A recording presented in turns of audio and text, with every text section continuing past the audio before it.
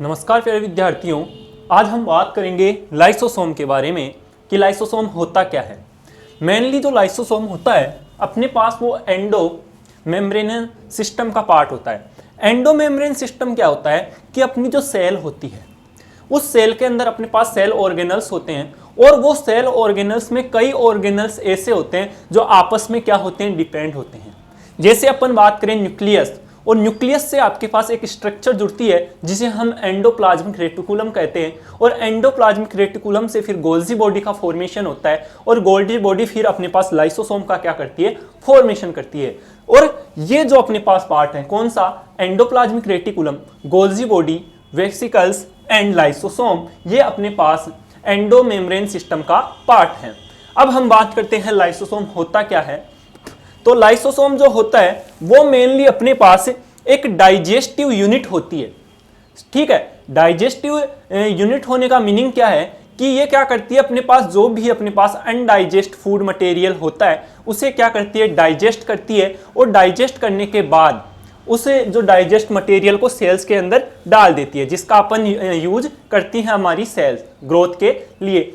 अब बात करते हैं कि जो लाइसोसोम होता है वो लाइसोसोम का मीनिंग क्या होता है। मेनली जो अपना लाइसोसोम है वो टू वर्ड से मिलकर बना होता है कि लाइसिस प्लस सोम। लाइसोसोम को जब अपन टू पार्ट्स में डिवाइड करेंगे तो वो होगा लाइसिस प्लस सोम। लाइसिस का मीनिंग होता है डाइजेशन और सोम का मीनिंग होता है आपके पास बॉडीज। ठीक है, यानी कि डाइजेस्ट फूड को डाइजेस्ट करने वाली बॉडी ही क्या कहलाती है, लाइसोसोम कहलाती है। और लाइसोसोम अपने को पता है कि एंडो मेम्ब्रेन सिस्टम का पार्ट होता है, और ये अपने पास जो लाइसोसोम होता है, जो ये सेल ऑर्गेनल्स होता है वो यूनी मेम्ब्रेन सेल ऑर्गेनल्स होता है। तो हम यहाँ लिखते हैं कि इसे क्या होता है, एक यूनी मेम्ब्रेन सेल ऑर्गन होता है, ऑर्गेनल होता है। तो हम यहाँ लिख सकते हैं ये क्या होता है अपने पास, यूनी मेम्ब्रेन सेल।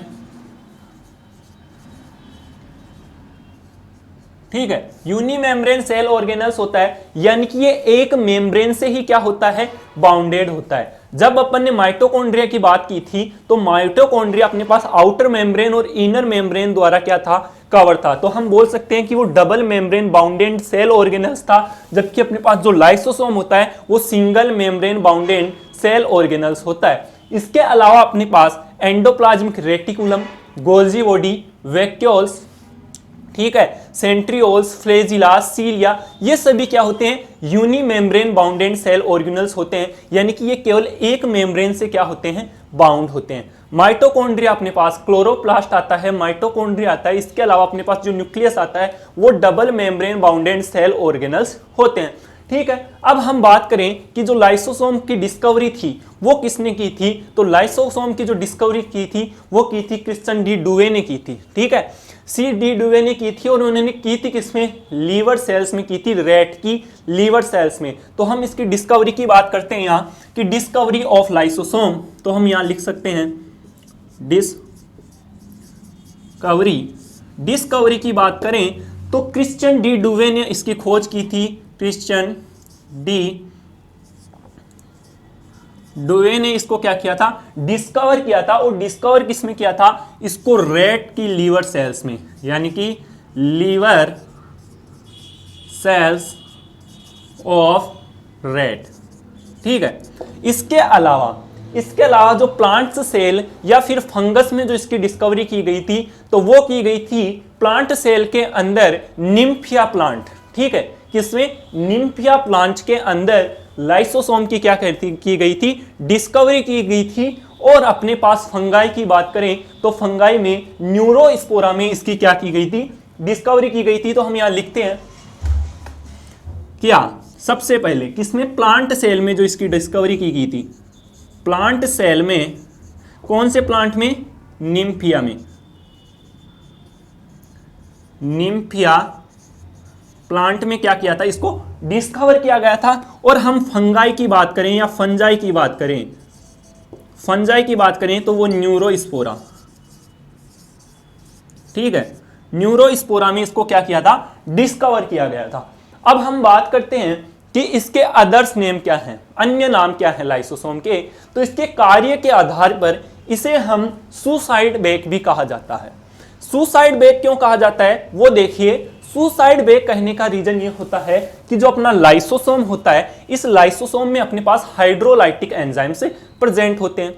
ये जो हाइड्रोलाइटिक एंजाइम होते हैं वो अपने अनडाइजेस्ट फूड को तो डाइजेस्ट करते हैं, वो तो अपने पास चलता है, परंतु ये करते क्या हैं कि जो अपने पास स्वयं की सेल होती है उसको भी कई बार डाइजेस्ट कर जाते हैं, जिसे हम कहते हैं ऑटोफेगोसोम। ठीक है, क्या बोलते हैं? ऑटोफेगोसोम। तो ये जब स्वयं की सेल को डाइजेस्ट करेगी तो सिंपल सा मेथड है कि अपनी सेल क्या हो जाएगी? डेथ हो जाएगी। तो इस कारण इसको सुसाइड बेग के नाम से भी जाना जाता है। तो हम यहाँ लिखते हैं। इसके अलावा इसे एटम बॉम्ब के नाम से भी जाना जाता है। एटम बॉम्ब इसे क्यों बोला जाता है? वहीं कि इसके अंदर क्या होते हैं? हाइड्रोजिलेज एंजाइम होते हैं। 40 से भी ज्यादा इसमें हाइड्रोजिलेज एंजाइम होते हैं जो क्या करते हैं? सेल को ब्लास्ट करने का काम करते हैं। तो हम यहां इसके अदर नेम को यहां लिखते हैं, अदर नेम।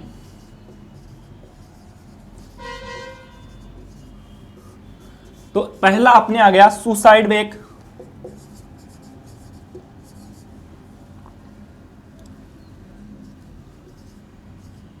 Suicide bag. एक आ गया एटम बॉम्ब। इसके अलावा हम इसको सेल्यूलर हाउस कीपर भी बोल सकते हैं। इसका रीजन अभी बताते हैं। सेल्यूलर हाउस कीपर, ठीक है, सेल्यूलर हाउस कीपर। और एक इसको डिस्पोजल यूनिट भी बोलते हैं। ठीक है, इनका रीजन हमने सुसाइड बेग का रीजन बताया, एटम बॉम्ब का रीजन बताया।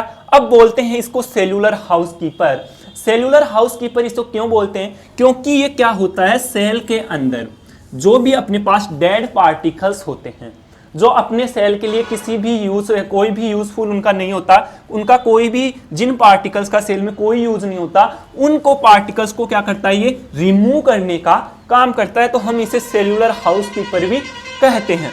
दूसरा आ जाता है डिस्पोजल यूनिट। डिस्पोजल यूनिट का मीनिंग भी वही होता है कि अपने पास जो अनयूजफुल पार्टिकल्स हैं उनको ये रिमूव करता है। तो अपने पास ये लाइसोसोम के अदर नेम हो गए। एक होता है ये सुसाइड बेग होता है, एटम बॉम्ब होता है, सेल्यूलर हाउस कीपर होता है। इसके अलावा ये डिस्पोजल यूनिट भी होती है। तो अब तक अपन ने देखा है कि जो लाइसोसोम होता है वो क्या सा होता है? Uni membrane bounded cell organelles होता है, यानी कि वो एक मेम्ब्रेन से ही क्या होता है?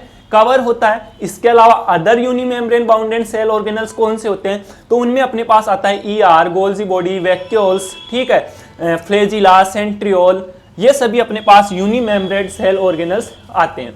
दूसरी बात करते हैं, अपन ने डबल मेम्ब्रेन सेल और बाउंडेड सेल ऑर्गेनल्स में अपने क्लोरोप्लास्ट, माइटोकॉन्ड्रिया और न्यूक्लियस की अपन ने बात की। अब हम बात करते हैं लाइसोसोम के बारे में कि लाइसोसोम होता है वो 2 वर्ड्स से मिलकर बना होता है। एक होता है लाइसिस और एक होता है अपने पास सोम।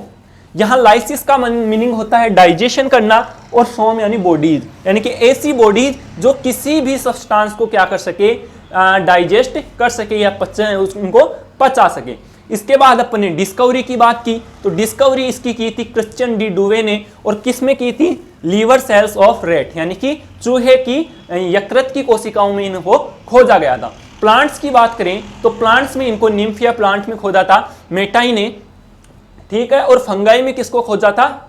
कौन सी फंजाई में? न्यूरो स्पोरा फंजाई में मेटाई ने इनको खोजा था। इसके बाद इसके अदर नेम की बात करें तो अदर नेम में एक तो suicide bag, atom bag, house keeper of cell, और इसके अलावा अपने पास डिस्पोजल यूनिट भी कहा जाता है। अब हम एक चीज यहां देखते हैं कि इसका ओरिजिन कैसे होता है। किसका? लाइसोसोम का। अगर ओरिजिन की हम बात करें तो एक बार हम ओरिजिन देखते हैं इसका कि ओरिजिन कैसा होता है। कि मान लीजिए ये अपना पास सेल है, ये अपने पास एक सेल है, ठीक है। इस सेल के अंदर आपको पता है सेल ऑर्गेनल्स भी होंगे, और जो सेंटर वाला पार्ट होता है, इस सेंटर वाले पार्ट में अपने पास न्यूक्लियस होगा। तो हम यहां मान लीजिए ये अपने पास न्यूक्लियस बना दिया अपन ने, ठीक है। अब ये प्लांट सेल है, एक क्या है?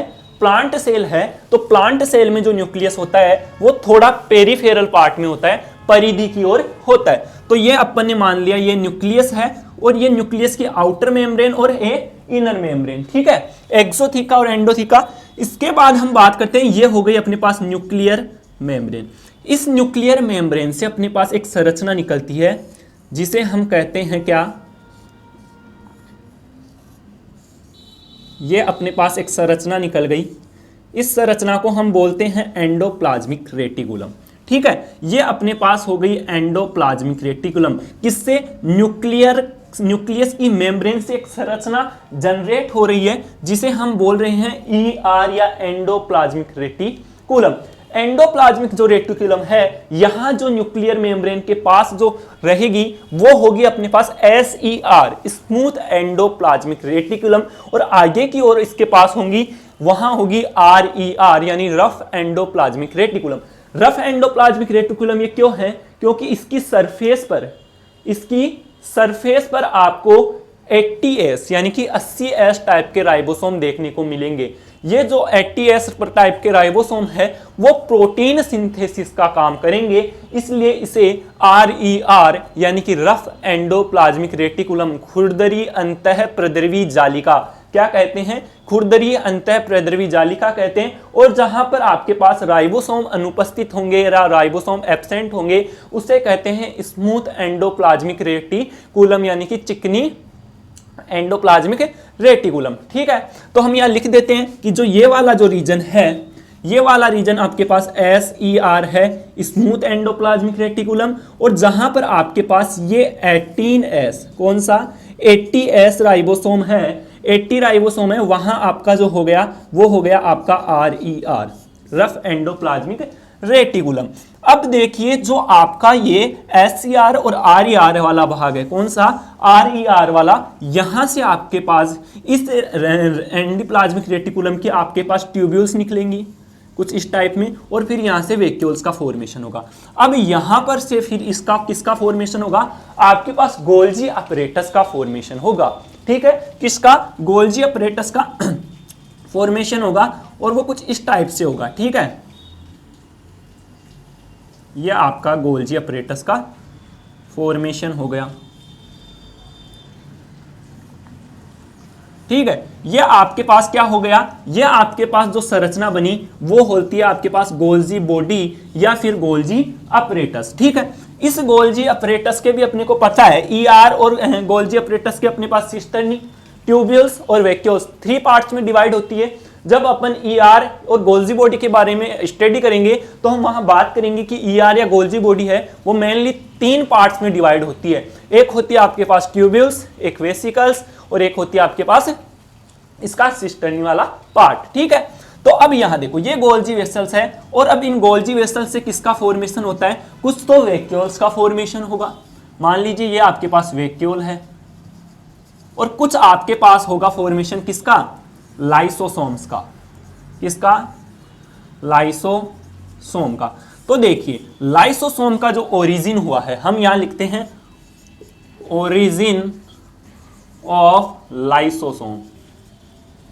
ठीक है, जो ये लाइसोसोम का ओरिजिन हुआ है वो कैसे हुआ? सबसे पहले ये न्यूक्लियस है, न्यूक्लियस की जो न्यूक्लियर मेम्ब्रेन है उससे आपका एंडोप्लाज्मिक रेटिकुलम वाला पार्ट निकलता है। इस एंडोप्लाज्मिक रेटिकुलम वाले पार्ट पर क्या होता है? जो पार्ट न्यूक्लियस के पास होता है, जो पार्ट न्यूक्लियस के आपके बिल्कुल टच में रहेगा, वो वाला पार्ट आपका SER यानी कि स्मूथ एंडोप्लाज्मिक रेटिकुलम कहलाएगा।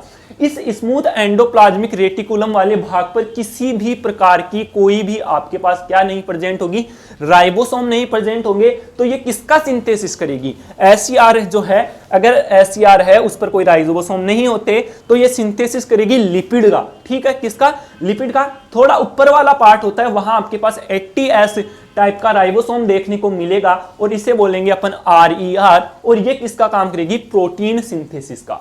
ठीक है, फिर इस आपके पास RER से आपके पास गोल्जी अपरेटस यानी कि गोल्जी बॉडी का फॉर्मेशन होगा, और ये गोल्जी बॉडी फिर किसका फॉर्मेशन करेगी? आपके पास लाइसोसोम का फॉर्मेशन कर देगी। तो ये अपने पास बात हुआ कि लाइसोसोम का ओरिजिन कैसा होता है। तो लाइसोसोम का ओरिजिन इस प्रकार का होता है, और जो अपने पास ये लाइसोसोम होते हैं इनमें क्या होते हैं? Hydrolytic enzyme. कौन से एंजाइम? हाइड्रोलाइटिक एंजाइम क्या होते हैं? अपने पास प्रेजेंट होते हैं। ठीक है, ये अपने पास इसमें देखने को मिलते हैं। अब हम बात करें लाइसोसोम की स्ट्रक्चर की, कि वास्तव में लाइसोसोम का स्ट्रक्चर कैसा होता है। तो उसके हम स्ट्रक्चर की बात यहां करते हैं कि लाइसोसोम का स्ट्रक्चर होता कैसा है। तो जो लाइसोसोम होता है वो अपने ने पहले ही बात कर ली है कि वो uni membrane bounded cell organelles होता है। कैसा होता है? Uni membrane bounded cell organelles होता है। इसके अलावा उसमें क्या होते हैं? हाइड्रोलाइटिक एंजाइम होते हैं। कौन से एंजाइम होते हैं अपने पास? हाइड्रोलाइटिक एंजाइम होते हैं। और जो हाइड्रोलाइटिक एंजाइम होता है उनका नंबर कैसा होता है, कितना होता है? वो आपके पास 8 से भी 40 यानी 40 से भी ज्यादा टाइप के होते हैं। तो हम एक बार यहां उसकी स्ट्रक्चर देखते हैं। ठीक है, ये मान लीजिए आपके पास लाइसोसोम है और लाइसोसोम आपके पास uni membrane bounded cell organelles होता है, पहली बात। दूसरी बात क्या होती है कि आपके पास जो ये होता है इसमें 40 टाइप के, कितने? 40 टाइप के क्या होते हैं? एंजाइम्स या हाइड्रोलाइटिक एंजाइम कहते हैं। तो हम लिख सकते हैं कि हाइड्रोलाइटिक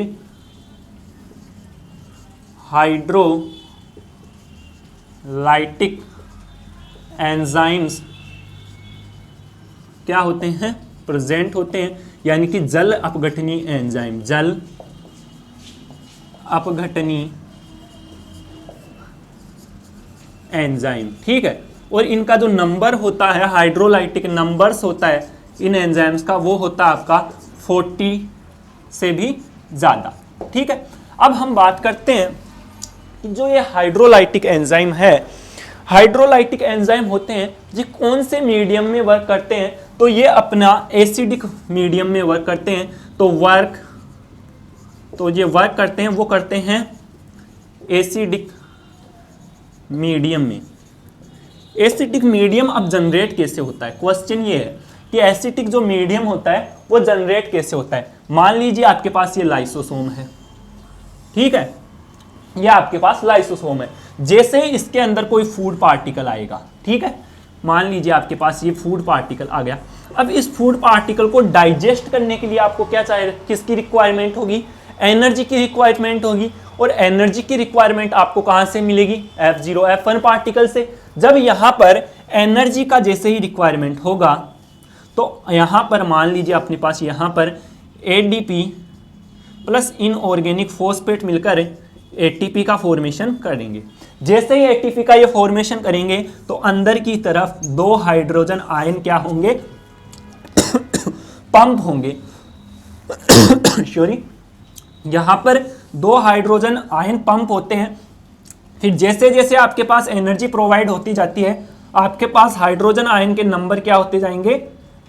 इंक्रीज होते जाएंगे। और आपके पास यहां पर एसिडिक मीडियम क्या हो जाएगा? जनरेट हो जाएगा। जो ये आपका एसिडिक मीडियम है उसकी पीएच की जो वैल्यू होगी, क्या पीएच की जो वैल्यू होगी वो 4.5 to 5 होगी। ठीक है, कितनी पीएच पर ये एंजाइम एक्टिव होंगे? 4.5 to 5 अगर इसकी पीएच की जब वैल्यू हो जाएगी तो ये क्या हो जाएंगे? एक्टिव हो जाएंगे। तो ये अपने पास एक लाइसोसोम के बारे में क्या हुआ? जनरल इंट्रोडक्शन हुआ। अब लाइसोसोम में भी कई एंजाइम्स होते हैं जो क्या करते हैं, जैसे कि डाइजेस्ट करने का काम करते हैं। जैसे कि अपन प्रोटीन की बात करें, प्रोटीन को जो पाचन करें, डाइजेस्ट करेंगे, वो एंजाइम अपना होता है प्रोटीएज। ठीक है, फैट को जो आप डाइजेस्ट करेंगे वो आपका लाइपेज। ठीक है, इसी तरह अपना पास जो न्यूक्लिक एसिड है, न्यूक्लिक एसिड को न्यूक्लिएज। ठीक है, इसी तरह कार्बोहाइड्रेट को कार्बोहाइड्रेज। ये सभी एंजाइम्स इसमें क्या होंगे? प्रेजेंट होंगे। तो जो प्रोटीन को जो डाइजेस्ट करेगा वो प्रोटीएज, फैट को जो डाइजेस्ट करेगा वो लाइपेज, इसके अलावा न्यूक्लिक एसिड को न्यूक्लिएज, और स्टार्च को हम यहां लिखें स्टार्च को, तो स्टार्च को एमाइलेज। ठीक है, ये सभी एंजाइम्स इसमें क्या अपने को देखने को मिलेंगे। तो फिर से एक बार हम स्ट्रक्चर की बात करते हैं। यूनिमेम्ब्रेन बाउंडेड सेल ऑर्गेनल्स होता है। हाइड्रोलाइटिक एंजाइम्स यानी कि जल अपघटनीय एंजाइम इसमें उपस्थित होते हैं। एसिडिक मीडियम में ये वर्क करते हैं। 40 से ज्यादा प्रकार के एंजाइम इसमें विद्यमान होते हैं। एसिडिक मीडियम जनरेट कैसा होता है, जैसे ही आपके पास ये लाइसोसोम है, इस लाइसोसोम में फूड आएगा तो फूड आने पर यहाँ पर एटीपी का रिक्वायरमेंट रहेगा इसको डाइजेस्ट करने के लिए। जैसे ही अपने पास एटीपी बनेगी तो अंदर की तरफ हाइड्रोजन आयन पंप होंगे, हाइड्रोजन आयन पंप होंगे तो अंदर का एसिडिक मीडियम क्या होगा, इंक्रीज होगा। और जैसे ही एसिडिक मीडियम इंक्रीज होगा, जैसे ही यह 4.5 to 5 तक पहुंचेगा तो ये क्या करेगा, इसके अंदर जो एंजाइम्स थे, हाइड्रोलाइटिक एंजाइम थे, वो एंजाइम एक्टिव हो जाएंगे और एक्टिव होकर वो फूड को क्या करेंगे, डाइजेस्ट करेंगे। इसमें जैसे कि आपके पास जो प्रोटीन को पाचित करने वाला एंजाइम होगा, डाइजेस्ट करने वाला एंजाइम होगा, वो आपका प्रोटीएज होगा, फैट को करने वाला लाइपेज होगा, न्यूक्लिक एसिड को करने वाला न्यूक्लिएज होगा। अब हम बात करते हैं जो आपके पास लाइसोसोम होता है वो एक पॉलीमॉर्फिक नेचर का होता है।